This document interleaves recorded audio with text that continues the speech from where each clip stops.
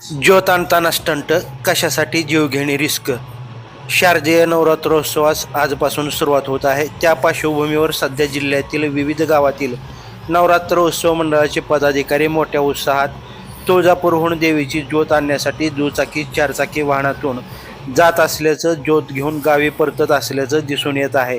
त्यातच अतिउत्साही कार्यकर्ते आपल्या दुचाकी वाहनांचे सायलेन्सर काढून मोठा कर्णकर्कश आवाज करत, तर काही जण ड्रिंक्स घेऊन ज्योत आणत असल्याचं निदर्शनास आलं आहे. दुचाकीचा सायलेन्सर काढल्यानं त्यातून निघणाऱ्या आवाजानं त्याचा अनेकांना त्रास झाल्याचं दिसून आलं आहे. तर ड्रिंक्स घेऊन दुचाकी चालवणाऱ्यांमुळं अनेक ठिकाणी अपघातही झाल्याचं ऐकावयास मिळत आहे. आज मोडणीम येथे तुळजापूरहून सकाळी ज्योत घेऊन आल्यानंतर मंडळातील काही अतिउत्साही कार्यकर्त्यांनी मोडणीमच्या भल्या मोठ्या या ब्रिजच्या कठड्यावर चढूनच नृत्याचा ठेका धरला. हा ठेका धरणाऱ्या तरुणांकडे पाहून पाहणाऱ्यांच्या मनात धडकी भरली. पण हे तरुण मात्र आपल्याच धुंदीत होते.